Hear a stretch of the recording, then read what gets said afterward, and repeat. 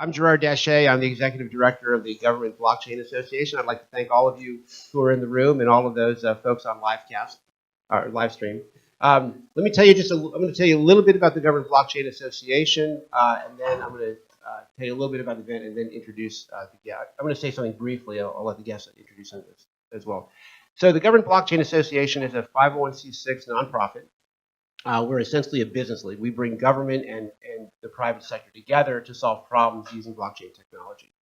We have about 15,000 people attending events in 90 cities around the world. So events like this, they function a lot like meetups. They develop a community, right, so people relationships. We have about 50 working groups focusing on everything from asset management to voting to cannabis to healthcare, identity management, supply chain, many, many different working groups.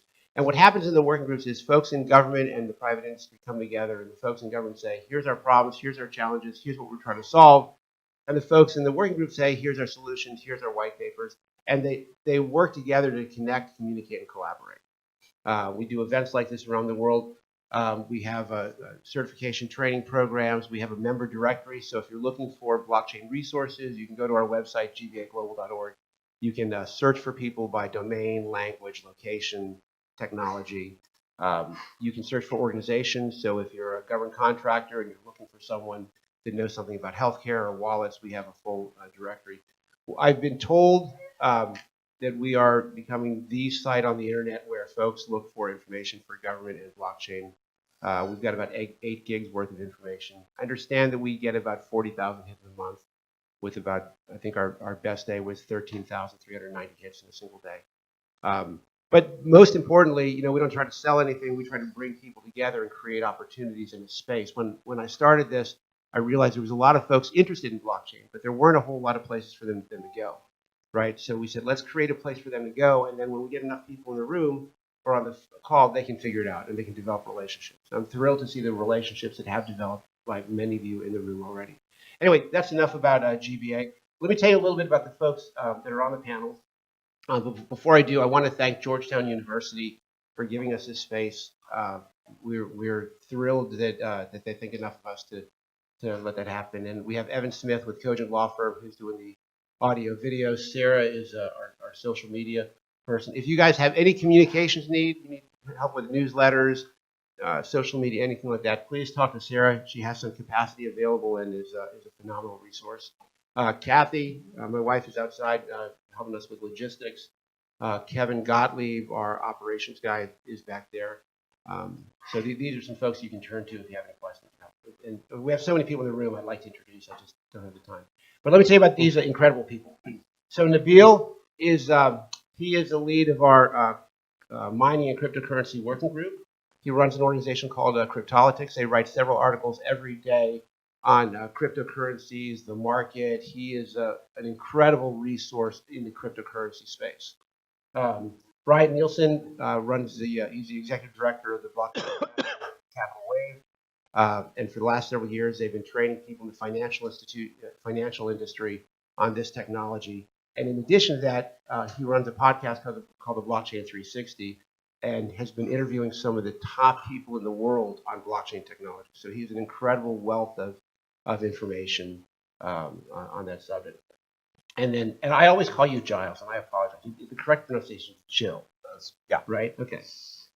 I've been called many things, so. Yeah, I know. But he's a professor here at Georgetown University in the accounting space. He also runs the what's the group that you run here? Is it Hyperledger? It's the Hyperledger DC meetup groups that is operating out of this building. Yeah, and he's got an incredible background in accounting and risk management. He's worked with the law enforcement in I guess it's in France, right?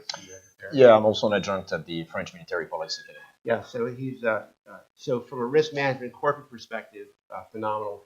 And then we're very honored to have former Congressman Jim Moran. Jim, the more I learn about you and the more I engage with you, the more I like and respect you. Seriously.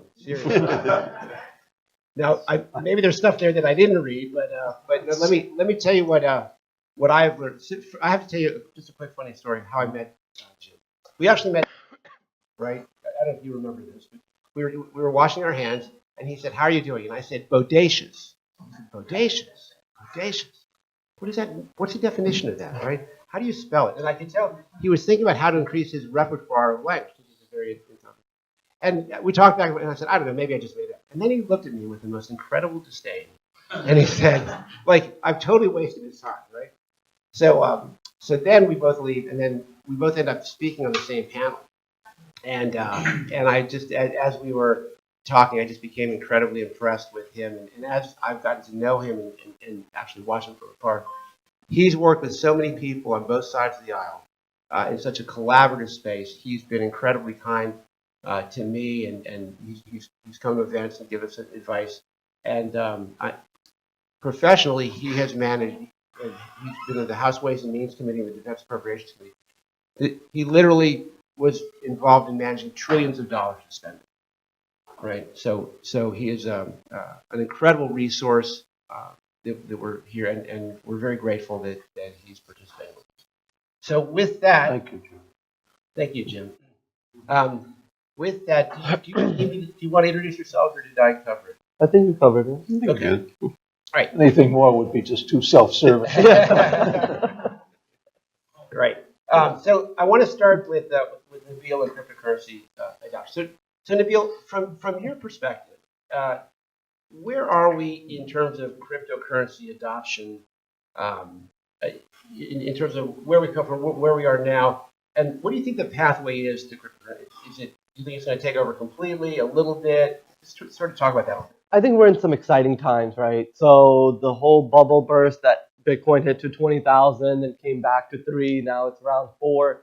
That happened. But in the background, what people don't realize happening is the fundamentals getting stronger. There's big companies coming into the market like Fidelity. They're the #1 asset holders. They hold, I think, trillions of dollars. They just became institutional custodians of digital currency. IBM just launched a huge endeavor with 62 countries on their payment wire with a coin called Stellar.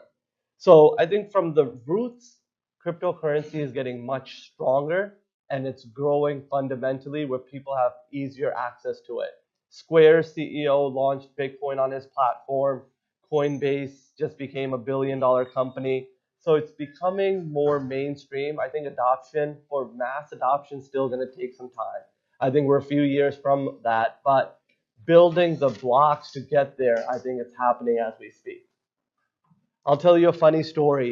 People talk about how digital currency can't change the world, but for some people, it is changing the world.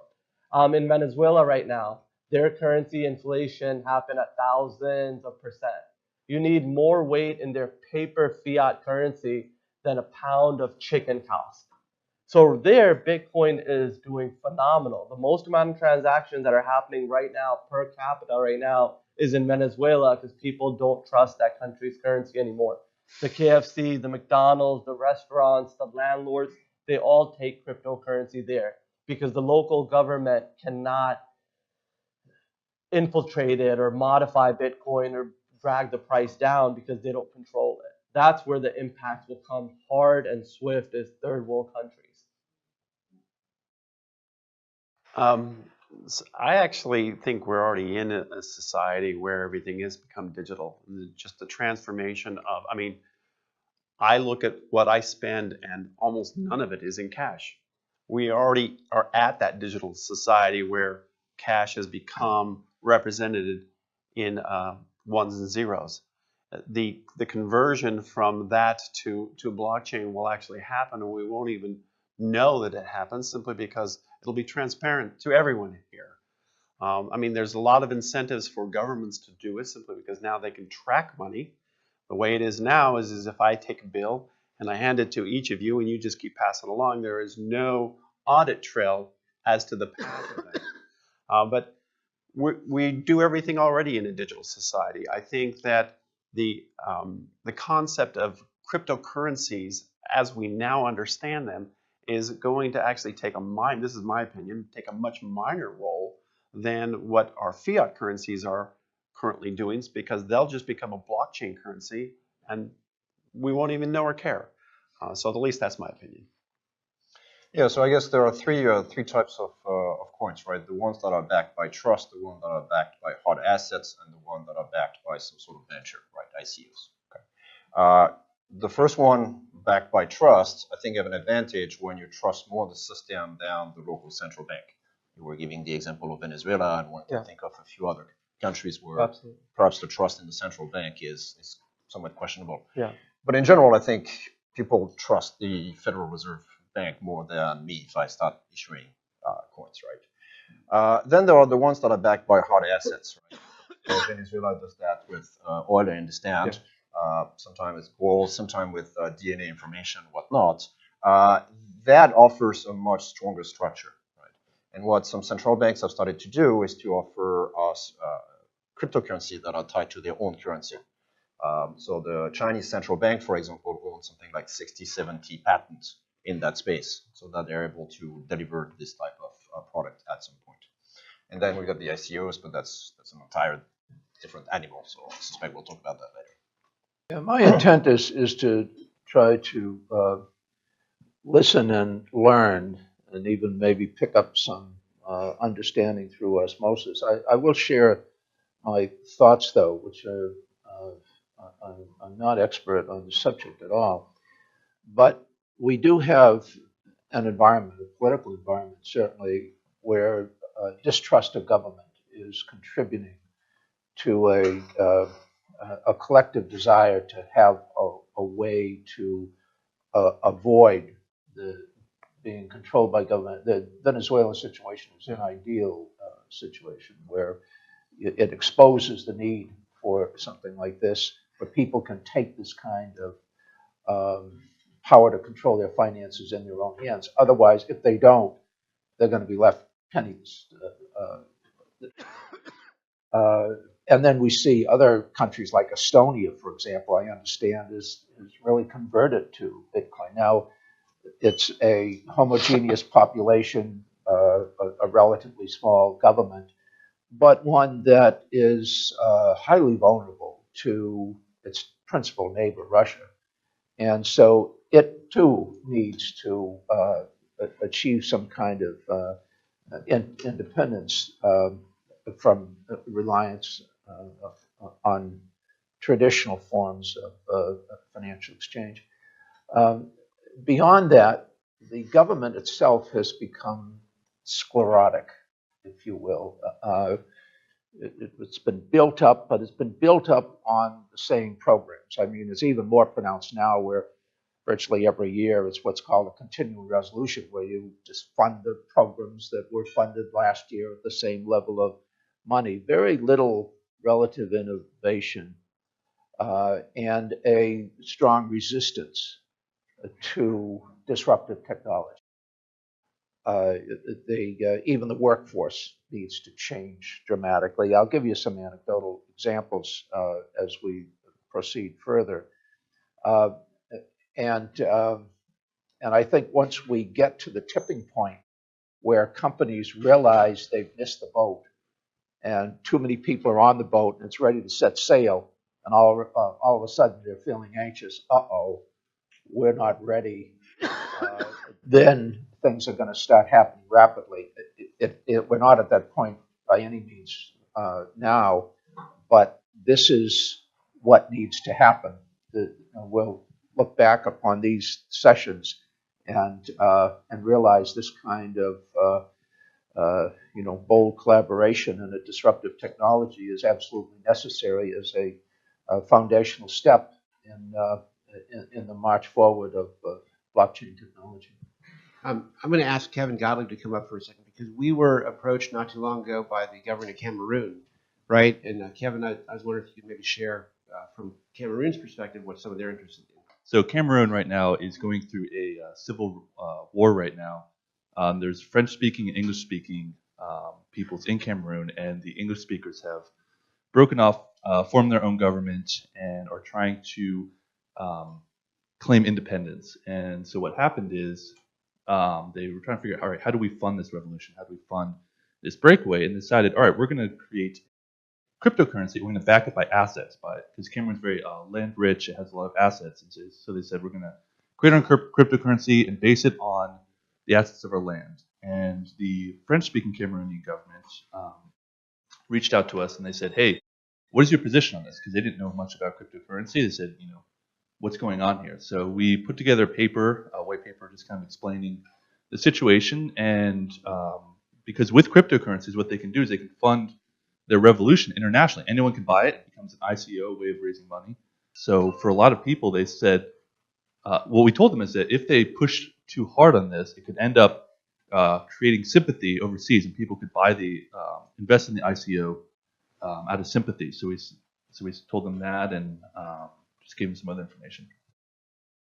So for the panel, from a government standpoint, right, as government looks at the adoption of cryptocurrency, right, so we heard about in Cameroon, they're concerned about rebellions. What do you think government perspective is on the use of the continued increase of cryptocurrency? I got it. I think it's difficult. I think it's difficult for every government to grasp the concept of cryptocurrency and blockchain technology for one simple rule. They lose control, right? They lose control on printing the money, controlling the money, using the money, inflation rates, interest rates. I think it's a big paradigm shift for any government organization, maybe in the United States or India or Europe, to fully grasp that concept, right? Just because it's so different from what we've been doing for the past 300 years in banking. And I think it's going to take a lot of resistance to overcome that. Right, let me give you an example. Like in India right now, it's the biggest democracy in the world. They have 1.3 billion people. Cryptocurrency is banned in that country because the Federal Reserve of India doesn't want cryptocurrency to become mainstream. Same reason, out of the 1.3 billion, 1/3 of that country is unbanked because they're farmers. They rarely have electricity. Nobody wants to give them a bank account. That's where Bitcoin can help them because they can access money or move money through a cell phone. But then again, back and forth with the Federal Reserve and their judicial system, they've decided to ban it completely as of now. So those are some big hurdles when you talk about open and free currency that one entity or a central organization doesn't control. I actually have a contrarian viewpoint, and that is that countries are going to adopt cryptocurrencies very slowly. In first world countries, we already have a system that works very efficiently. If we want to think about interbank transfers, the SWIFT consortium has already moved to blockchain. We don't even know about that. But I think that the leap from where we are today to where actually it'll be destabilizing governments is too great. It's not just across a river, it's across an ocean. And so it's fun to talk about these things and think about them in the sense that, wouldn't it be great if this happened, or how would this be so disruptive? It's not even possible. I mean, we can imagine certain things, but to get from here to there is beyond our current imagination. I think there'll be slow adoption of cryptocurrencies in very specific use cases, and that's what will happen. And the other aspect of it is that blockchain is not just cryptocurrencies. I mean, I teach about blockchain all day long, and the way I describe it is blockchains are these big sequoia trees. Bitcoin, cryptocurrencies are big sequoia trees. They're massive, they're impressive, they reach unimaginable heights, they are just amazing trees.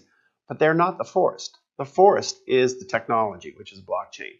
We're going to see these massive trees as part of the entire forest. And so the forest is really where we should be focusing at, because it's going to be larger, it's more productive, it encounters more parts of our life. I mean, if you thought of just the supply chain, there is a lot of people who will make an argument that you actually have to have cryptos to be a part of any supply chain or any blockchain solution. I personally disagree with that. We don't need, as an example in the financial sector, to create a token to represent an Apple share, a share of Apple. We don't need to create another barrier to it. It can just be the asset. It can be a digital representation of the asset.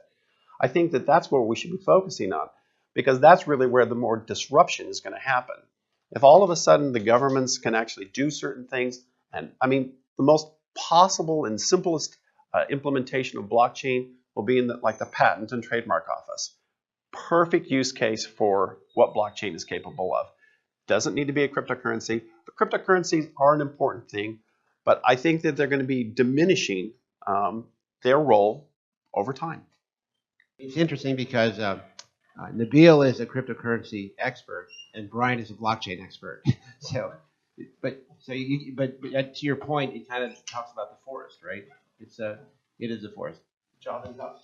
Yeah, so I mean, I agree to a large extent with what you're saying, right? So we tend to think of cryptocurrencies and say fiat currencies are two separate and related animals, but we tend to see a convergence between the two, right? And the convergence is coming through the technology. Started with blockchain, but there are other distributed ledger technologies that are starting to appear that are more robust in certain ways and can facilitate that aspect. And then, as you mentioned, technology can be applied to the financial world in many ways, aside from the trading, right? So you can think of a lot of back office transactions that could happen through this, or can be facilitated through this technology, particularly in fragmented markets. Well, as an example, I'm just going to feed off of that. Santander Innovations, which is a development firm by the Santander Bank, which is a Spanish bank, they've actually estimated that for the financial sector alone, the adoption of blockchain to the settlement process will save somewhere between $40 to $60 billion a year. And that's just amazing. They also estimate that the technology, if it was adopted in the financial sector, would also eliminate almost 60% of all middle and back office personnel. So there are probably some opportunities there. Having said this, I think there is one aspect that people perhaps don't pay enough attention to, and it's the fact that you have legacy systems, and those are a big issue in the financial world, right? When you look at the languages, the programming languages that financial institutions use today, they use COBOL from the 60s, right? And they're very slow to change the system, to integrate, and for good reasons, because they have to maintain system integrity. They have to make sure everything talks to each other like in the way it's supposed to be. They have legal obligations, of conserving data and whatnot. Now here you've got an emerging technology that is changing, like by the minute would be an exaggeration, but by the month is probably not an exaggeration, right? How does that fit in that culture? How does it fit in that system? And then the other aspect is cryptography is very important for this technology, right? If we break the code, we have a big problem, right? And we don't know what the future of cryptography is going to be. In particular, we're going to have quantum computers coming up at in the relatively near future. When I talk to experts on that topic, if I ask 2 people, I get 4 answers. So maybe at the end we'll be fine, but I'm not sure anyone can say, with the cryptographic tools that we're using today, we're going to be fine 5, 10, 20 years from now. And that's the type of horizon that financial institutions are facing, and even longer, right? So that aspect, I think, is not thought through enough at the moment. I think another big issue is when you talk about blockchain and implementing it in a Fortune 500 company, blockchain isn't modular, right? You're not going to fit it into their existing systems. And I think the company itself has to invest a lot of money, a lot of time, and redo their entire systems. Like I work for the government, and we look for systems that are modular, that will fit and coexist with our current systems. Because if we were to redefine everything, it would take us 20 years and billions of dollars. And I think that's the biggest hurdle in adopting blockchain into one company organization, because you have to change every other system that touches it, because it's not compatible. Well, Gerard, thank you, not just for being the Pied Piper of this government blockchain, but movement, if you will, but for assembling such bright people. It's really intimidating. But let me underscore some things that have been said. So back in the 90s, there was a guy by the name of H. Ross Perot. Most of the people are too young to even remember who he was. But so he owned a company called EDS. And what they wanted to do was to introduce new computers. So this was well over a decade ago. So they're old computers now, but they were really new and much more efficient at the time. And so it was a $2 billion program to introduce these computers to all of the Navy and Marine Corps desk personnel, if you will. And they did it through the defense budget because that's where we had the most money to work with. And so we bought the computers. We provided all of the training. A lot of folks never went to the training, so we put it on their desk in front of them. So it was difficult not to see it. I think they must have gone out to lunch or something while it was on there, but they were all using COBOL. And we spent 3 years to introduce it. And finally, we just gave up. So what we did, we put the new computer alongside the old computer and just hoped that it would not just collect dust. And I think eventually at least half of those personnel finally figured out, probably because they started talking to the kids and realized they needed to do it. And so we gradually implemented it. It was extraordinarily frustrating and disappointing. But it was an example of the kind of reactionary attitude, the resistance that you're going to find in any large institution. Yeah. And there's really, in the federal government, there's really very little incentive to modernize. There's a lot of incentive to just keep doing those things the way, and you control the data, and so it's your playground, and you can decide whether you're going to introduce any new ideas, any new toys. So there's also a program that was designed to introduce this kind of technology. It's called SBIR, Small Business Innovative Research. And the largest SBI program, again, is in defense because that's where the money is. We have a technology that you can put on a big ship, an aircraft carrier, a plane, whatever, and it will immediately, automatically test and test the technology. Because what they have been doing is they send out a twin ship or use a twin plane. They use the whole big weapon. It can be $100 million plane or $1 billion ship just to test whether it works. So this can save up to 80% of your research money just for the testing and evaluation. It's just an enormously disruptive technology. So what the Defense Department has decided is to buy it and bury it, which is generally what happens with new disruptive. It's what happened with the UAV technology until the private sector just took it over, developed it. But they don't want to have to close down a large part of their research lab. They don't want to have to lay off all these people who were involved in the traditional way of testing and evaluation. So I think this is going to be a long, slow sludge to introduce it, but it is going to happen in the private sector. Where's Scott? There's Scott with Raytheon. So Scott has looked into this, writes a blog and so on. I don't know if the executives at Raytheon even know what you're doing, but you're doing the right stuff. So so Walmart had to track this shipment of mangoes because it could have really cost them a whole lot of money and credibility, reputation, and so on if these mango, if it had a virus or whatever in it. So they had to track it. So it took them 6.5 days to track the mango from the place where it was grown to the store. They put in blockchain technology and did it in 2.5 seconds. So if that kind of technology exists in the private sector, eventually the public sector is going to have to follow suit. Now let me throw up one other, hopefully provocative thought.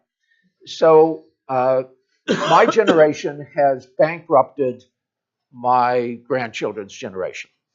They're just really screwed. So I'll use her as an example. So this young lady. So when she's my age, I hope you live that long, but I hope you have well, whatever, a different life in many respects. But you're going to be paying more in interest cost on the debt that we have accumulated than for anything else.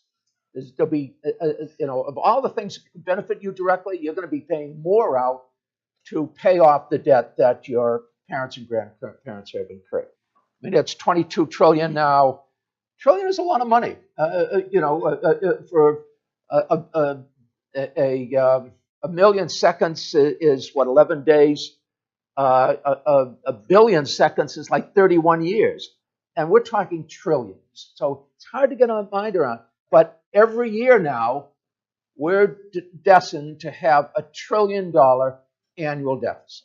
It's far more than any of our government think tanks and official agencies have estimated. And it's an indictment to the legislative branch because people like tax cuts and they like us to give them more money. And so we do both. And, it's easy to figure it out. So $1 trillion annual deficit. In a few years, we're going to have 30 trillion of debt. So there's no way you can continue Social Security, Medicare, and the Medicaid portion that pays for nursing homes, which is the largest portion of Medicaid. It can't be done. And you shouldn't have to do it. I know I'm putting your whole generation on your shoulders, but I'm using you as an example. So as a point. So what do? The only thing you're really going to be able to do is to devalue the currency. But there may be an alternative. And the alternative may be a Bitcoin blockchain technology. So you just go around the government.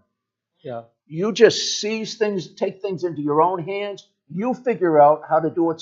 I mean, we're never going to be in the situation that Maduro has put Venezuela in, but it's going to be bad. So there needs to be an alternative. And I suspect this may be one of the things that the young generation figures out. We're just going to kind of have our own, currency exchange. We're going to survive. We're going to figure it out ourselves. And we're going to be far less dependent upon the government that really has treated us, in our future unfairly. That's awesome because it segues right into sort of my next question. And I kind of have two parallel paths, and you can address either one of them if you like. One is clearly there's some problems at the federal level, right? But we also see a lot of activity at the state and local level, right? So there's some state, and we have both international and international, right? So we have some cities and states saying, we're going to do things different. We're going to do things our way, right? Sort of in opposition to the government. And then we also have the pull between the private sector and the public sector, right? So what I'd like you guys to comment from your different perspectives is either of those two things, right? If we have individuals like this young lady who start to use cryptocurrency and essentially to go around the government, right? That puts the government in a tough spot because they can't just continue to produce more supply, right? So it might be that the people kind of pull government in a particular direction so that they have to deal with it. And Brian, I know you deal with a lot of financial institutions, and they're coming up with ways to use blockchain and different cryptocurrencies, essentially in the financial system. But we have the tug of war between the government and the people, right? And the tug of war between the government and the private sector. So if you just talk to a little bit about, how that conflict might potentially play itself out. We wrote an article on statistics. So they're saying 38% of all millennials own a digital currency. Under the age of 30, I believe 34, 38% of all millennials own a digital currency. This is the generation that grew up with internet, right? I kind of grew up with internet, but I kind of got into the computer internet world when I was about 15, not when I was 5 years old or 7 years old. For the next generation, internet, digital currency, it's going to be the norm. It's going to be the way they've always lived life. For us, it's a paradigm shift, but I think for them, it will be a normal way of life. And I think that generation has gone through the big bank crisis, and the lack of trust in big banks is there. It's rooted in that generation. Would they trust their $5,000 savings to a bank or in Bitcoin as a store of value. And I think they're leaning towards digital currency because they can control it. They can use it from anywhere in the world, send it to somebody at 2 o'clock in the morning. They don't have to wait for the banks to open up. They don't have to ask for anybody's permission. It's giving them access to their money from anywhere in the world at any time of day. And I think that's where the shift slowly will start happening. I actually think that you're wrong. Don't take it personally. A lot of people do. Actually, for the congressman, I mean, you mentioned something as one of the biggest barriers, and that is there'll be this institutional barrier for adoption. When a person's job is required to not learn a new technology to keep their job, they're not going to learn the new technology. Their job depends on them not doing that. So while there's this institutional value that is created, the individuals are not going to want to do it. As it relates to state and local governments, you know, blockchain has the ability to actually remove jobs. Well, if you're a state or local employee for the government, are you going to want to adopt this? The answer is going to be completely no. So, I mean, and when you look, that's just the public sector. The private sector has a similar problem.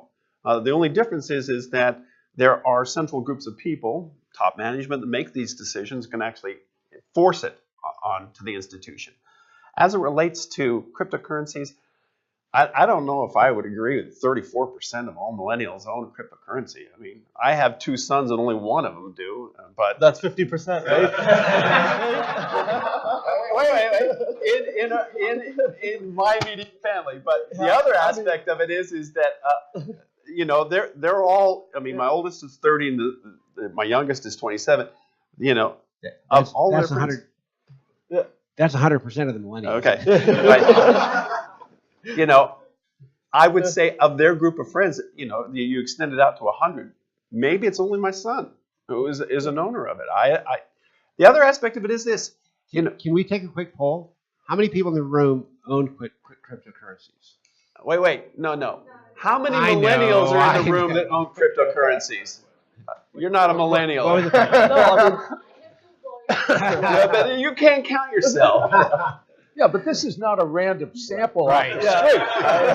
The other aspect of it is that cryptocurrencies have 2 problems with it. One is volatility. The volatility of cryptocurrencies is not stable enough for anyone to put their entire asset pool into this technology. But You can disagree with me. That's fine, but you're not going to do that. If you looked at, I was in Moscow speaking at a conference when it hit 20,000. By the time I got back, it was 18,000. So we already lost 10% in a flight. You know, Yeah. from flying from Moscow back to New York, a flight we lost 10%. The volatility is just too dramatic. And the other aspect of it is it's just too expensive. We're not talking about when Bitcoin was first introduced that the transaction fee was a fraction of a penny. These are now high, super high costs. And as a result of that, what you're looking at is a situation that you can't go buy your cup of coffee with Bitcoin. 2 reasons. It takes 10 minutes to actually clear it. No, it doesn't. Lightning Network's taken over. I can send you Bitcoin right now, and you'll have it within 30 seconds. No, right. The reality of it is that it's not a complete. Yes, Lightning Network is an alternative. It's actually a side chain to Bitcoin. But it's being implemented, right? So the being transaction is time, not that it's fully implemented. but the transaction time's a lot quicker now. Yes, but the cost is still high. And so those are 2 problems. One is high volatility. The second is the transaction cost.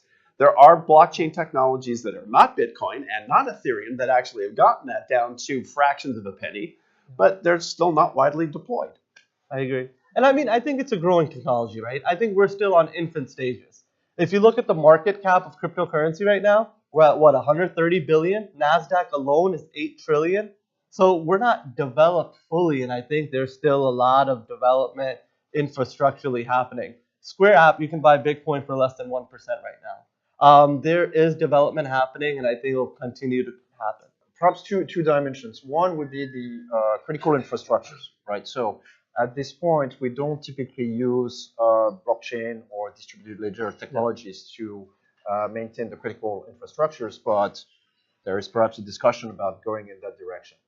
How do we do this? I mean, typically those infrastructures are done either by the government or monitored by the government very closely. And now we have an open distributed system potentially. How does that fit in that part? Because if we're talking about application to the financial world, that's going to come up at some point. And I understand that certain non-NATO foreign states are paying keen attention to those issues, perhaps getting into some technical committees, trying to influence the way the technology, the standards are going. One perhaps would imagine that they have an ulterior motive for doing this, right? So that's one aspect, right? The second aspect, it's more like the commercial side. So I'm not going to get into the great debates of the cryptocurrencies, but things like, do you want to use a cryptocurrency to order your pizza and things like this, okay? And that's probably need to be regulated as well for other reasons. And the question is, who's pushing for this, right? And it seems like in the US, sometimes the federal government is pushing, sometimes the states are pushing. So on the privacy side, the states are dominating the conversation, and the federal government is playing catch up. Cryptocurrency, it's a little bit more complicated. You see this coming from different dimensions. The federal government is moving, the states are moving. But clearly some states are playing a very important role, right? For example, we talked about stablecoins before. The state of New York played an important role in regulating that aspect and granting authorization and whatnot, right? So here we have the classical issue of how much competition we want, right? No competition is probably not good because then you have a very stale system, there's no emulation. On the other hand, you don't want a system that is so fragmented that no one has a solution for anything that could be leveraged, right? So I was at the Fed 2 days ago on some event on cybersecurity, and one of the speakers there was saying, look, every year a new state passes a new regulation, and that state takes 40% of my time for that year.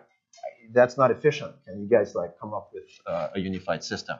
So I think that tension between competition between the municipalities, the states, and the federal governments, let alone states outside the U.S. In terms of emulation, but also standardization, is a very important debate that is perhaps not as structured as it could be. Yeah, there's a health and hospital care system in Arizona, I know, that is using the blockchain/Bitcoin technology because they were just finding so much fraud in the system. And they're doing so with the understanding and encouragement of the Medicare program. And I think you're probably seeing that all over the country. It's not widespread, but some are taking the initiative. Although, this latter point in terms of the essential value of Bitcoin, which really kind of doesn't exist yet, the people who helped them and who invested were rewarded with Bitcoin. And they've lost about 80% of their original investment.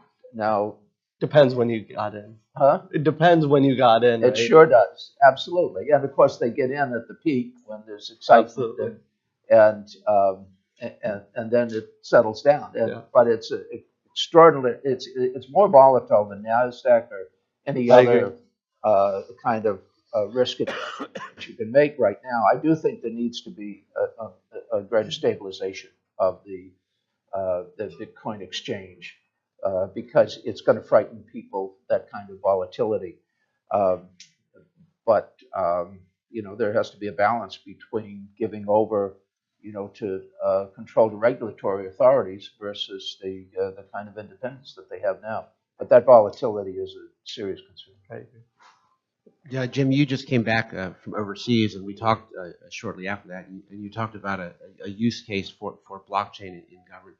What do you panelists think, I'll start with Jim and you come back, about some of the areas, right, some of the problems that government has, right, where blockchain potentially might be a solution. So what are some of those areas? And there's a lot, right? So and then in those areas, what do you think are some of the the drivers and maybe some of the resistance in those areas where blockchain really could make a positive impact in government. But so we're incredibly blessed in the United States with the security and the stability that we have. We take it for granted. There are other countries, particularly emerging democracies, where it's just extraordinarily difficult to do the right thing. There, in almost every country, there are oligarchs. There's a financial system. They've been selling the natural resources of the country, and the people have been marginalized. So activists try to take over and take back the government on behalf of the people. The government has they have three principal means of control. One, obviously, is physical force, the military, the police. Secondly is communication. If you can't communicate, and overcome the propaganda sent out by the state, then you have no ability to organize. Technology is overcoming that. We really are making strides in that area. The third is the means of exchange, of financial exchange. If you control the banks and lending instruments, people really can't get on their feet financially. So the third leg of that effort to overcome resistance to democratic movements, obviously, is what we're talking about. And and some of these activists within emerging parliaments are looking at blockchain and Bitcoin as a way of achieving independence. And taking advantage of the fact that almost every government is reactionary. They don't want to understand this stuff. They just want to crush it. But I don't think they can. And it crosses borders. So it's really not a sovereign kind of exchange that they can control. So I do think it offers opportunity for emerging democracies, because a democracy can't survive unless it has a source of financial security behind it. They've got to sell something. They've got to control some kind of resource of value, and they've got to be able to exchange currency. So I think this could work, and I'd love to see it work. Yeah, so I was trying to talk about something else, and maybe I'll do that in just a second. But maybe if I could take the other side of the coin of what you said, right? Yeah. One issue with blockchain is that the information is not permanent but hard to control. So it's hard to erase. Mm-hmm. So imagine your situations where you've got an emerging democracy and you have information that is sensitive, your religion, for example. Mm-hmm. Okay. At the moment, it might be on your national ID card, yeah, but you can burn your national ID card, and perhaps the central record can be destroyed. Now, imagine the information is massively spread in a way that no one controls. That sensitive information could give some potential concerns for the protection of citizens in areas where you don't have law and order, right? So I take your point. But like anything, I think it has pluses and minuses, right? Sure. Coming back to your initial question, right, of where we could see this applying, there are, I would call that mundane applications, but they're actually very implications to procurement, administrative, saving cost, and whatnot, right? One interesting application is to the control or the understanding of supply chains, okay? So, for example, medicines. I've seen different estimates, but I think the highest one I've seen is that 40% of the medicine in the circuits are counterfeit somehow. That's an EU statistics. I'm not going to vouch for this, but obviously this is a concern, and having visibility in the supply chain is being able to trace that is going to be important. One area where this might be particularly important would be in a military supply chain, in a couple of ways. Even when you look at very expensive, state-of-the-art pieces of equipment like fighter jets or whatever, They have off-the-shelf components that are coming from countries that have a strong industrial base but are overseas, right? We're not quite sure what's going on with those components, right? And there's no way to trace them up to the original manufacturer, be able to recall them, identify, making sure that they are up to standards, and they're not creating an issue for those sophisticated pieces of equipment. Another application might be 3D printing. You're on a warship, you don't have space, you need to produce spare parts on the fly. How do you make sure that those new parts are actually well integrated in your inventory management system, right? Especially when records can be destroyed because something bad happened to the ships or goodness what, right? So those would be perhaps some applications of blockchain technology to governmental applications. So, Gilles, are those technologies you think that could be implemented without a whole lot of resistance, or do you think that, like many other areas, it will be difficult, based on what Brian said, the change in technology? Well, anything that is new is going to meet some resistance, right? One feature of the armed forces is typically at some point someone says, this is the way we're going to do it, and that's the way it's done, right? But if you're looking at other organizations, especially ones that are more fragmented, so we talked about supervision of medicines, you might have multiple regulators, states, federal, overseas. It's going to be a turf fight, that's for sure. So, Jim, I want to go back to you for just a second. In implementing some of these new technologies, right?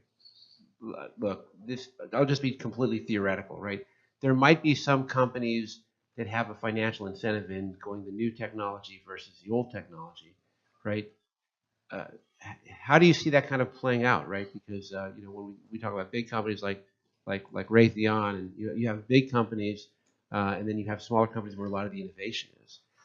From the political process, how difficult do you think it will be to essentially mandate some of these changes versus like the example that you said earlier, just try to kind of hope it takes off? I don't think that the initiative is going to come from the legislative branch.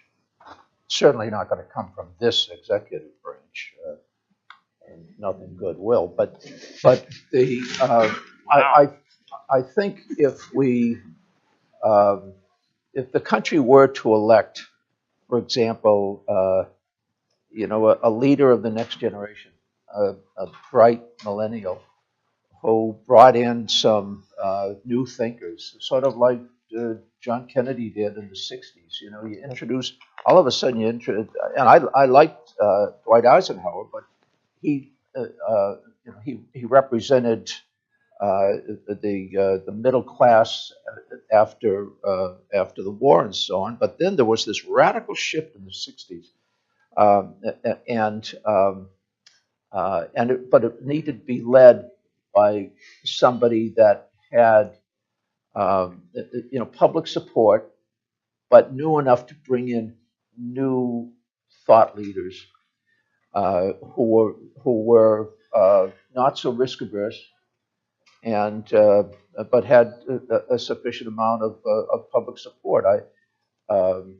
I think I'm not sure whether we can regain our credibility internationally, but I know that in the future it's going to be a global economy and a far more multicultural society.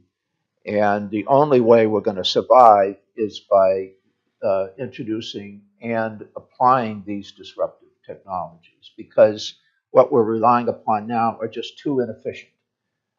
They're too ineffective. And while it seems people are able to stay in their comfort zones, I don't think it's going to be a very comfortable zone in the future. So I do think we're on the verge of a fairly radical transition to the use of new technology. And if Bitcoin is part of it, blockchain is part of it. Driverless vehicles, Uber and Lyft, they're not making any money now. It's an experiment, but they go to driverless vehicles, and I mean, you can't do it in rural areas, but you can do it in some urban areas. There's going to have to be local leadership. Frankly, I'm encouraged by looking at not you, Michael, but I'm encouraged looking at this audience, so I figured, what am I getting into here? And I figured, maybe it's going to be like 2 or 3 dozen, Harvard-educated kids in gray T-shirts and jeans. Yeah, no, I understand you. I went to the Holy Cross. So I know what you're saying, and I'm pleased to say you have indoor plumbing. I noticed the mention.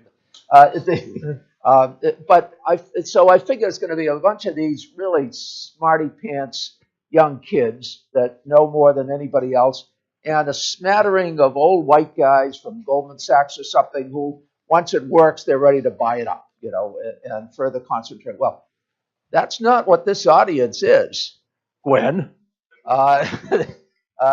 This represents America, and I do think for these. I know I'm getting off on a tangent here, Gerard, and I don't mean to cause some anxiety, but you just roll with it. I do think these disruptive technologies are going to have to emerge from the grassroots up. They're not going to be imposed from the top. The top is going to have to respond to this pressure that's building up in communities and in cities, particularly where you have the best and brightest kids. I hate to use such a trite phrase, but they're coming to these communities where they can sit at a coffee shop and share ideas, and they're becoming politically active using different, less traditional means of organizing, and that may cause the transition. Oftentimes, progress, it's slow, it's plodding, and then all of a sudden, there's this perfect storm, and all of a sudden, things happen before you even can realize what's happening before your eyes. And I think that this kind of technology is going to be part of that movement. At some point, it's going to reach this tipping point, and all of a sudden, corporations are going to say, and institutions and governments are going to say, uh-oh, we got to jump on board the ship. This is leaving the port, and we're going to left behind, and we don't want to be part of the left behind. So that's excellent. And that's exactly why I really wanted you on this panel, because you bring that perspective that I think many of us don't have, right? Which is that. But there's a couple of things I need to comment on what you said. We talked about Georgetown here, right? The best of right. I understand now why Georgetown is an Ivy League school, because you've got to be brilliant to find the classrooms. Right? Am I right? And I like the comment you made about the sort of the plodding along, right? I've heard people say sometimes it takes 10 years to become an overnight success, right? So the things that these folks are doing right now, and I can tell you from our experiences last year, just plodding and plotting and plotting and very unglamorous. We did our first meetup, 2 people showed up, right, after a month of hardcore promotion. And then month after month, 2, 3, 4 people, and a lot of you guys who've survived this last year, right, through the disillusionment stuff. This is where the courage and the fortitude, and if you are a visionary, if you are committed to change, right, it's hard. I mean, things don't change unless you have to If it was easy, it would change, right? But we need folks like you to be involved in that. And then you talked about how people are coming together in somewhat non-traditional spaces. The best place you can come together. Shameless promotion, GBA Global. Okay. That was shameless. Ryan, your thought.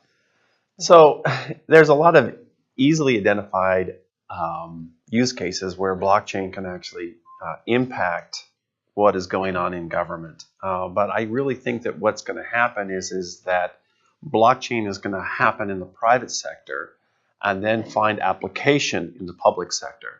The example that you brought up is the pharmaceutical supply chain and the fraudulent drug epidemic. I mean, because that's really what it is. It's a huge, huge problem. We're going to see the pharmaceuticals implement a supply chain, and then they're going to go to their wholesalers, which then do the distribution to both the patients as well as to the pharmacies. And they're going to be the ones that will do it. And then all of a sudden, we're going to see then the regulators are going to come in and say, I like this. Everyone has to do it. That's what's going to happen. Because really, we're not looking for the government to provide innovation. That's never going to happen from the government. Innovation has to happen outside, and then it has to be so overwhelmingly wonderful that the government has no other choice than to adopt it. So we can look at things like land registries. We can look at things like any part of the defense supply chain would make a lot of sense to be able to resource things back to the raw materials, going all the way from the raw materials to the production product that's being delivered. There's a lot of things that are there. Automotive, the aspect of having higher quality safety standards that would be institutionalized due to blockchain and having that transparency of that just doesn't exist at this point would be just phenomenal. But we can't look at government as the solution. I mean, this is the Government Blockchain Association, but the reason why we formed it, at least as Gerard has explained it to me, is because we want to raise the awareness of the technology to governments. And the only way the governments are actually going to respond, at least in my opinion, is the moment that they see that the innovation is so transformative that they have no other choice than to adopt it. I agree. Absolutely. 100%, right? The private industry pushes technology forward, and then the government catches up or regulation is created, right? If Bitcoin didn't do what it did or people didn't adopt it, even at the level that they've adopted it, regulation wouldn't catch up. The SEC is heavily involved because it needs to be. The government, CNN talks about it because the people have accepted it. It's usually a mass majority that accept a technology or change, and then the government comes behind and catches up, right? For example, if Facebook didn't exist, would privacy laws on the internet exist? They wouldn't, right? So technology moves it forward, then the government catches up right behind it. And I think that's what will happen in the future as well. The private industries, right, will beat blockchain up, find real solutions that are profitable, that make sense, and then the government will catch up to it, like they always have been, right? I agree. And so the question I'm going to ask you is, from your experience in terms of where you've come now, right? What are some of the biggest takeaways, right, that you have, and what advice would you give people, companies, government today in terms of how to prepare for the future? So, what is your kind of big takeaway from your experience, and what advice would you give them, either individual, company, or government, to prepare for the future? Jim, let's start with you, and then we'll walk down this way. This is a technology that can achieve tremendous efficiencies, billions in terms of cost savings. It's almost hard to quantify how much it could potentially save. It could potentially serve to restore some trust in government. It's transformational, but it's also scary, disruptive, threatening to the status quo. So there's going to be just enormous resistance. But all of you here, as I said, this is not a random sample off the street, but all of you here are basically apostles. You're interested enough to learn what this is about. And so the way it's going to catch on is not people reading about it, it's people talking about it, talking with your friends. When most of your friends, even your friends, which are, again, is not random, I'm sure, but your friends go, what is blockchain? I don't understand it, and you're going to have to figure out a way to give them an elevator explanation. You got to do it in 30 seconds before the door opens up. You're going to have to figure out how to do that. And to the extent that you do, they become empowered with the new technology. I mean, that's what it's going to be all about. In some ways, this is sort of a democratization movement, and as we know, knowledge is power. People who can share that knowledge and particularly can apply it are going to be in a uniquely advantaged position in terms of dealing with the future that we all have ahead of us. So I think it's very exciting, and I appreciate the fact that people like you, Gerard, have been sort of the, I don't know, Johnny Appleseed, planting seeds of understanding, a little inspiration. Just getting people together, that's what it takes. This is the most effective means of understanding and applying a new technology like this. Well, I guess I'd say three things. First and foremost, make sure you go through the Georgetown certificates on blockchain. Main advice.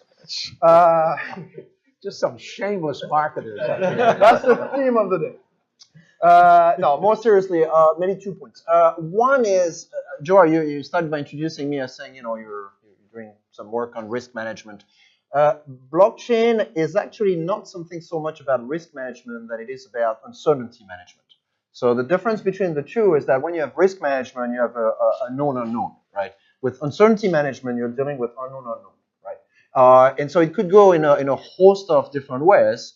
And typically, when you think about risk management, you try to get more data, go for the best solution, and then you massively deploy it.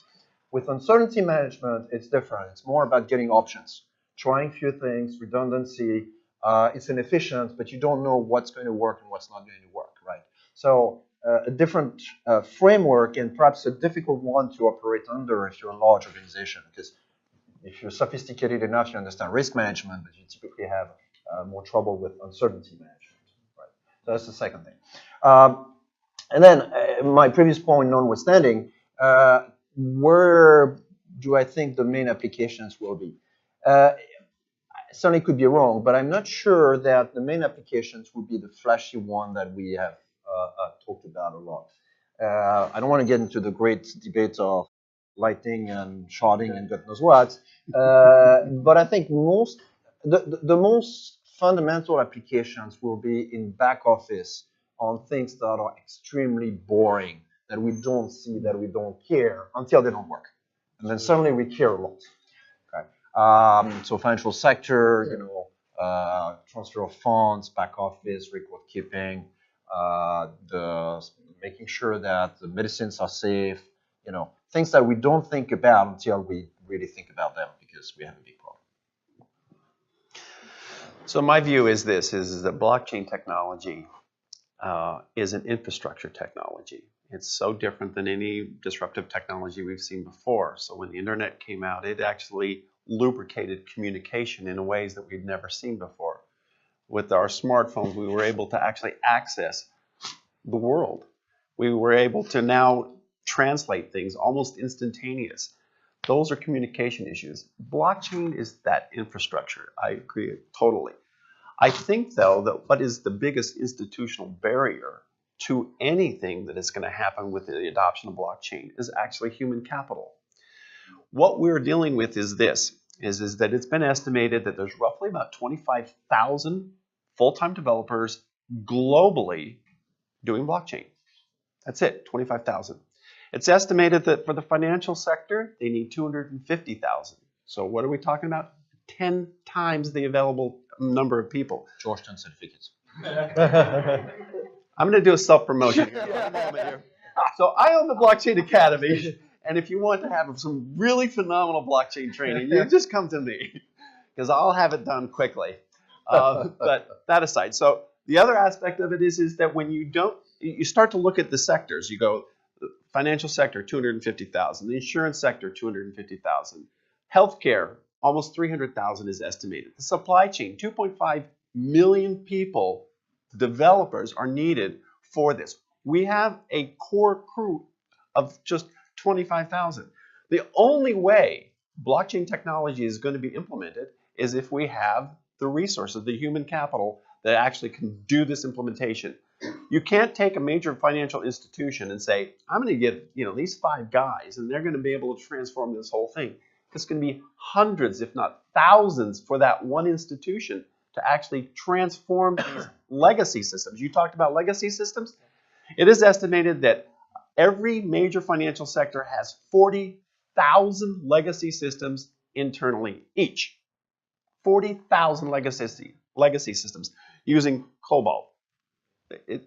That hasn't even had any changes in the past 40 years as a language. All right, 60 years. It's horrific. And yet He we're knows who highly was there at the dependent beginning. upon this. But getting back to it, the only way it's going to happen is not on the thought process of innovation. It's actually on the implementation side. And the only way we're going to do that is if we develop our human capital and get more developers out there and all the people who support the developing process to be a part of this. And that's the only time that we're going to finally have any true blockchain implementation on an enterprise level. That's it. I know, guys, it gets a little overwhelming talking about these large numbers and this big change, but you can do it on a very micro level, right? Me and Gerard met a couple of years at a random bar at a meetup, right? Get involved in your local meetups. It's too much information, you know. You know, go buy $10 worth of Bitcoin from Coinbase and see how the transaction really happens, right? Everybody can do that, right? You don't need millions of dollars. You don't need a master's degree. You don't need a certification. Go get involved in your local meetup, talk to people, discuss your ideas, go buy $10 worth of Bitcoin, see how the transaction is, see how much the fee is, see what the process is. You can get involved on a very small level where it becomes overwhelming when you listen to all these large numbers and governments getting involved, and it always starts at the root grass, right? You get involved, your friends get involved, then bigger communities are built, and then everybody gets involved. But you can do it on a very small level, like Congressman said, right? It all starts with you guys. So, and incidentally, in terms of getting involved, I'm going to do some more shameless promotion, right? GBAglobal.org, right? A couple things. If you go to the resources tab under the main menu and go down to training, you'll see Bryant's company there. GBA's got training folks globally to do training. I know that Bryant does online training and in-person training globally, but there's some great resources there. There's also presentations you can download. There's articles.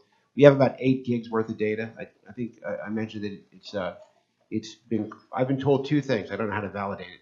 One is that we're the largest blockchain association in the world. Again, I don't know if it's true, but it could be. And then the other one is we're becoming the go-to source for information. So I know Gustavo posts a lot of information. We have over 8 gigs worth of just information if you just want to learn, right? And so you don't even have to be a member for that. That's freely available to the public. But if you're a member, it's better, okay? Paying member. A paying member is even better than that, right? Anybody in government can join the GBA for free, so it's a great resource for, just like the congressman said, we want to really help government. You know, people ask, why is government in our name? We have a lot of private industry, right? Because the private industry wants to help government understand this technology, and we want to work together to move together to a better future so that it's not chaotic, right? So we don't get hit by a train. I've got 2 questions that I think haven't already been addressed.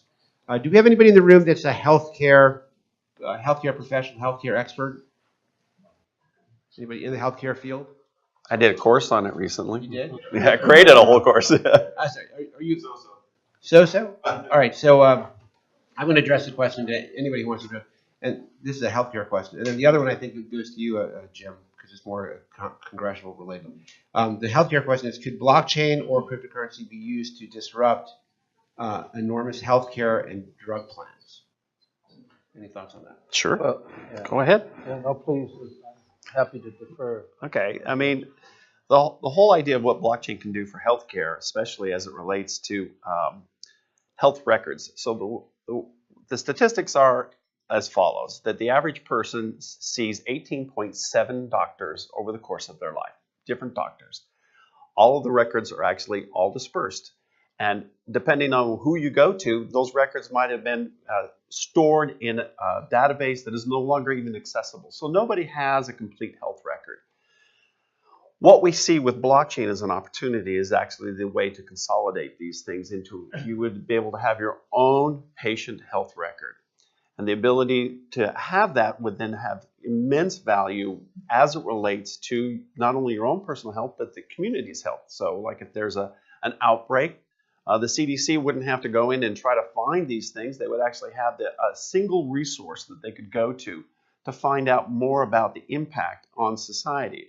But as it relates to then drug usage and prescription drugs being used, there's really a poor quality of information that is available for these researchers to use, simply because of HIPAA and GDPR now, that are impacting who can actually see things, what transparencies are they, what is the total overall health of the participating people.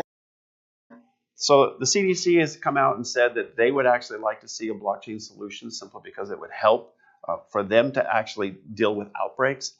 You're looking at food contamination, so again, that's a part of the same thing as it relates to it. So most of the blockchain dialogue that I put together a course about this, so you can go on and actually take the course. But the reality of it is And that pay for it. right, is that, there's so many areas where blockchain can actually help both the individual, the local community, and then the national communities, just to manage these things from every aspect, from usage, effectiveness, pharmaceutical aspects of it. There's just an unlimited number of ways the blockchain could actually assist in the healthcare arena. Don't you think the problem is the existing system, right? So medical records or medical data is a multi-billion-dollar industry, right? They don't want the consumer to have your own records. No. right? That's the whole purpose of it. Yeah. The way that this current society is constructed is that, so if you go to a particular practice, and so like I'm a member of Valley Health, which is large in northern New Jersey, so all my records are there. If I went to a different practice, they wouldn't necessarily want to transfer over these things. Yeah. So they're holding these things on simply because they view it as a way to maintain their patients, Absolutely. their clients, Yeah. really, technically. But that has to change. I agree. And simply because think of all the redundancy. You go see a doctor, and everything that you do, you go then to the next doctor, everything has to be done again. What does that do to the cost of healthcare? Well, it shoots it straight through the roof. No one has the ability to say, you know what, this has already been done, let me look at it. That's it. So I agree with a good chunk of what you said, right? And I think there are also applications in medical research. There too. Credentialing, and there are all kind of good things, right? Yep. But coming back to the point I was making before, we're going to be massively distributing very private and sensitive information. And that's going to impact you. It's going to impact your family as well. Can anyone foresee what the state of computer science will be 30, 40 years down the road? No. So before I start passing my DNA information to a blockchain, to something that goes into the wide, I'm going to pause for a second, right? So invoicing, short-term information, relatively insensitive, I'm with you. But I think we have to be careful about what we put in this system and then spread into the... Well, using the DNA example, I think that's already a moot point, simply because how many of you have actually done a DNA test? Okay. The law enforcement groups are actually trying to find out, resolutions to crimes that were committed. And they're actually going to these public DNA databases to find who's the closest next of kin based on these DNA evidence that might be 20, 30 years old. And they're actually finding these criminals. So I think that has already been out. That's out of the bag. The cat's been loose. And think of Iceland. Iceland has 400,000 people, and their entire DNA database of every individual is now publicly available. So handing over DNA to a blockchain means almost nothing because everyone's already done it. I mean, you wouldn't want to, if you were a congressman, say, necessarily that I want to have everything about my physical health released to the world, because there might be things that you want to keep private. Maybe I have a heart murmur that I don't want to talk about. I know that one of the GBA member companies is DNA Ticks, and they already are DNA data is already on the blockchain. There's several solutions like that already. Right, it's there, it's gone. It's crazy. It's not necessarily a good thing, though. Yeah, real quick, because I want to get to some questions. One other question is, and Jim, this is for you, and if you can keep it brief. A lot of the states are like Wyoming and different states are passing state laws, and the question is regarding blockchain and cryptocurrencies. What do you think are the chances of the federal preemption of state laws by the new Congress in some of these? I don't think the new Congress is going to touch this. They don't understand that there's too much on their plate. I think they're probably going to legalize medicinal marijuana and things like that, and some of these industries that they don't have control over that are sort of fueling the black market. But I think what you are going to see much more of this at the state level, particularly in the smaller states where they can maintain control. Healthcare, you mentioned, is the most target-rich opportunity because it's a sixth of our economy. As the old folk keep living and can access virtually for free medical care system, it's going to be a fifth of our economy. And the first step in getting some control over the healthcare sector is transparency. You got to know where the money. Even Georgetown, if you were to go into the emergency room, and your insurance, for the most everybody's here, their insurance is going to cover it, I suspect. But look at the original bill, and then try to track where that money went and how it was concocted, and all of these people that supposedly interacted with you that you never saw and will never hear from. So, as I say, healthcare is probably the first step and would pay the biggest rewards in terms of applying a new technology for transparency and for accountability. And in that regard, the GBA is actually launching a blockchain healthcare certification course. If you go to our website, there's more information about it. I want to open this up to questions from the audience, right? When we have new technology, inevitably we do have foreseen risks, and we also have uncertainty, but no one has really touched on the cybersecurity aspect of this. We talked about health information. We talked about applications for a number of different things, and to me, we cannot go and proceed without having some security around it. So if we could talk a little bit about cybersecurity specifically, I'd appreciate it. It's your ballywick. All right, I can try this one. No one knows for sure, but my sense is that there are two things. Things that are on the blockchain per se, okay, which seem to be pretty secure today, but we don't know what will happen tomorrow, okay? And then where we have a lot of vulnerabilities will be around the blockchain, okay? So let's talk about cryptocurrency to give an example. You've got the amount that is on the blockchain itself, but then you need wallets that will be an interface between the chain and the rest of the world. Those wallets are very easy to break, right? Sometimes by the people who actually sell those wallets, right? Because they have a direct access to the technology. So the blockchain itself, at the moment, seems to be relatively robust, but anything around the blockchain is pretty weak at the moment. But we're already in a digital world, right? As easily as somebody can hack your digital wallet, can hack your online bank account, right? So Not quite. why is that? Totally Wells different. Fargo was down for 24 hours, like a few months The ago. security for large banks is more robust than some wallet in countries far from here with the guy that has no track record and has access to the source code. That's not the case for So, but large let's financial institutions. talk about exchanges, right? Not wallets. Talk about Coinbase. Coinbase hasn't been hacked yet, right? Do you know how much they spend on their security? Yeah, It's an incredible amount. so But how many exchanges have actually failed because they were hacked? Too many. Yeah. Far too many. absolutely. How I many mean, banks? what is it? I think that I read last year that in 2018 that $1 billion was actually stolen from exchanges. Internationally, right? How much money was stolen Well, from banks digitally in the past 10 years, I have no idea. right? It probably supersedes that. From the bank itself, it's very How Probably much there money is. was lost with the 2008 financial crisis? Right?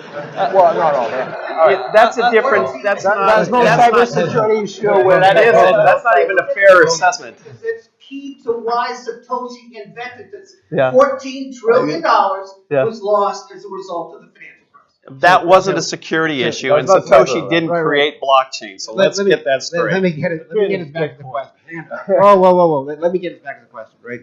With regard to cybersecurity, right? I think, Gilles, you hit the nail on the head. I think in two ways. Number one, the blockchain itself is very secure.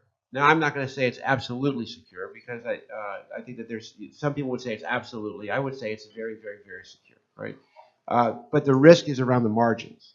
There's also a big paradigm shift, right? So, for example, we have a cybersecurity working group. If you're interested in cybersecurity, I would invite you to join. One of the things, AJ is not here, he leads that group. We wrote a paper on how to get an open public blockchain system through the FISMA ATO process, right? And I believe you were involved in that, Sandy. But it's a big paradigm shift because the old paradigm is let's put everything together, let's build a big wall around it, right, and not let anybody in. The problem is when they do get in, they get to all the OMB records, right? They get to everything, right? We have had those hacks, right? Now, if you have a blockchain solution and you have everything distributed, right, there are a lot of people that argue, right, that system is more secure. There's a lot of people that believe it's less secure. The reality is that the technology is very new. It hasn't been around very long. There's a lot of theoretical advances there, but it's still early, right? I like your slide when you're trying. We're still learning, right? Versus head. We're still learning, right? So, Mike Bombas, yeah. I would just say that challenging initial assumptions in blockchain is really important. And I agree with like 99% of what you said. And a lot of people assume that blockchains are always secure, especially the larger blockchains like the initial Nakamoto blockchain or I guess, and proof of work. But if it becomes a large enough platform, and a lot of people, especially if you're in startup land, view things from a platform standpoint, Stripe, Facebook, etc. If it gets to a higher level and more people are using it, then there's a larger threat, whether it's national security or other. Yeah, come up here for that. I want you to say a couple things in the microphone so that other folks can hear you. You just come up for a second. All right. Yeah, no, yeah. So I want to just tell you a little bit about Mike Bob, because for those of you that are going to network around it, we're going to go to lunch. I want you to know who Mike is. So Mike has two roles. He's our legal counsel, but he also runs a financial regulatory. Is that right? The financial regulatory. We have about 50 working groups. Tell them just a little bit about your background, right? So that afterwards, if they have questions when we go to lunch, they know who to talk to. I just wanted to sit in the back and opine. Fortunately. So I'll be really brief. I guess I've been in the space since 2011, 2012. I'm doing research in law school and then different roles, government, industry, et cetera, Citigroup, Ripple for a little bit, Bitcoin debit card, and then Booz Allen for a little bit, and different government clients in different capacities, I guess. But more than anything, it's just GBA now, and making sure that we can be that value add for public and private. And it's exciting to see this because I'd say my early volunteer efforts are with DATA, Digital Asset Transfer Authority, which doesn't really exist anymore, and it predated everybody else, Coin Center, Chamber of Digital Commerce, all those. And when I saw what Gerard had done really early on with GBA, it was quite exciting. So to see this is fantastic. So. And you did compliance for Ripple, right? Under the settlement agreement, it helped address that. Yeah. So if you have any questions, if there was a question about SEC, right, this is the guy to talk to because he understands the regulatory environment. Yeah, you're not going to eat any lunch today. You're just going to. All right. Sounds good. Yes, sir. Do we need more publicized failure? Implementation's been one of the biggest issues. And any network that we need.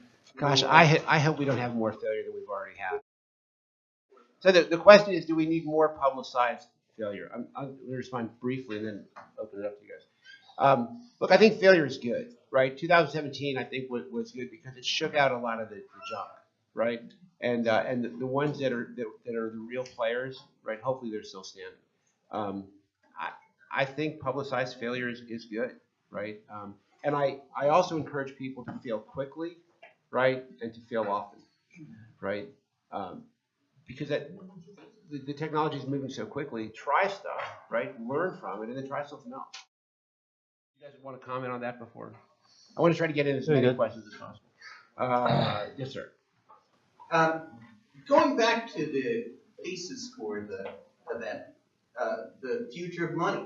So, if you look, the conventional economic textbooks say the functions of money, medium of exchange, unit of account, store of value.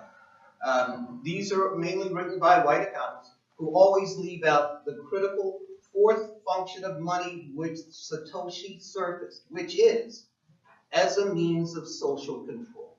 So if you can talk about kind of what the future is, which again was the title of this event, with respect to those, you can deal with the three. It's hard for you guys to talk about that fourth function. But if you want to talk about that fourth function, that's fine. With respect to crypto and blockchain and all the stuff that we're talking about. Well, let's focus on the fourth one because everyone, the three is a store of value, medium of exchange, right? Let's talk about the fourth one because I think that really is. So, any thoughts on? Yeah, I think the true change, guys, comes from there's 6 billion people on Earth, right? 6 and change. 2 billion people in the world right now are unbanked, right? No bank wants to deal with them. They don't make enough money. They don't have the right papers. But where digital currency or Bitcoin or whatever digital currency you're talking about hits home really hard is to those 2 billion people.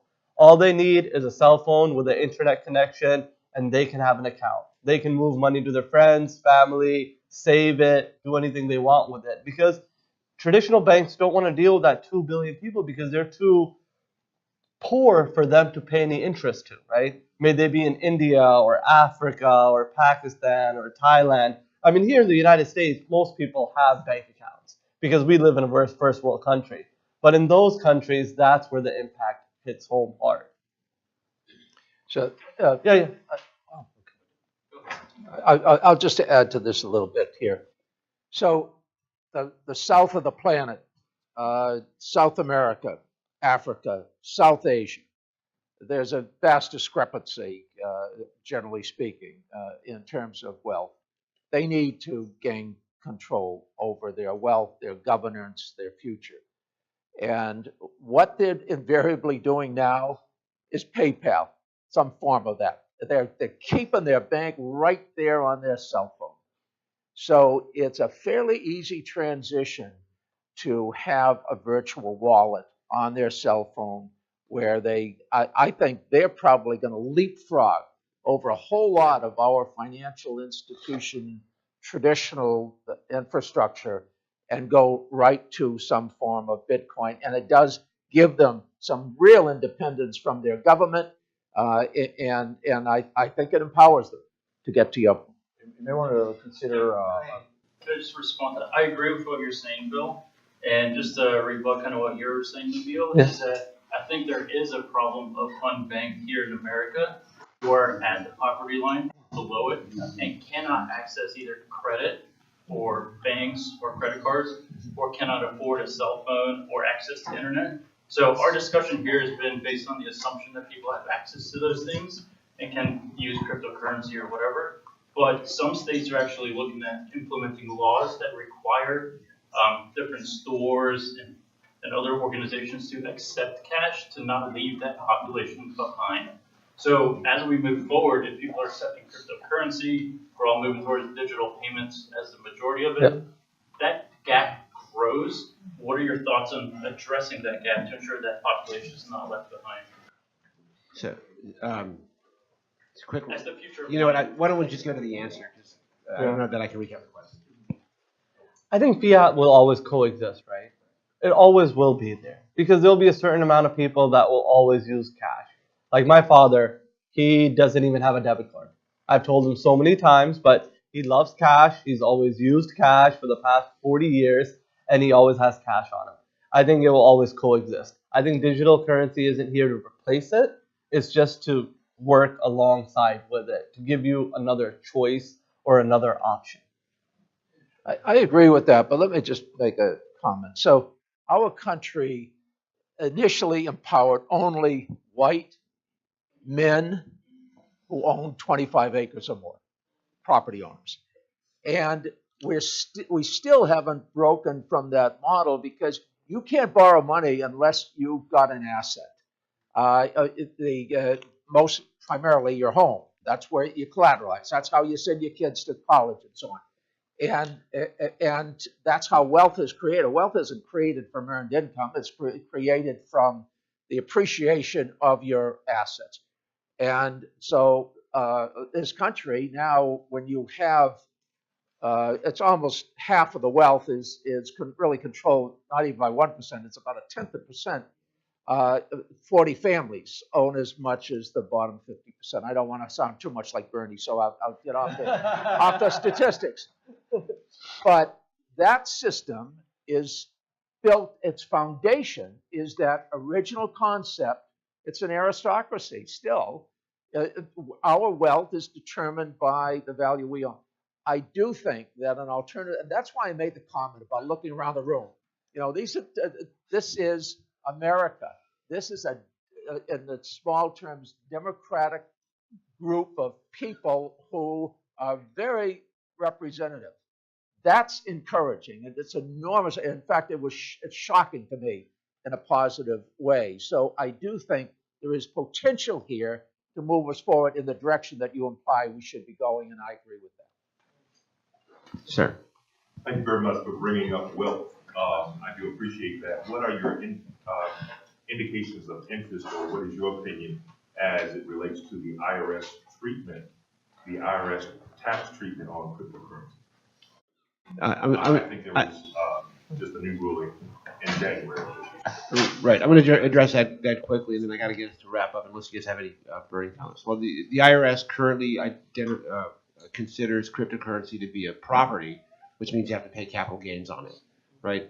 The challenge with that is any vendor, any company that wants to use cryptocurrencies in their business processes now has an incredible business overhead, because that means every time, if I'm Starbucks, every time money comes in or goes out, I have to know the price of that, and I have to essentially record capital gains and losses. There are apps and tools that essentially are addressing that. They're not really there yet.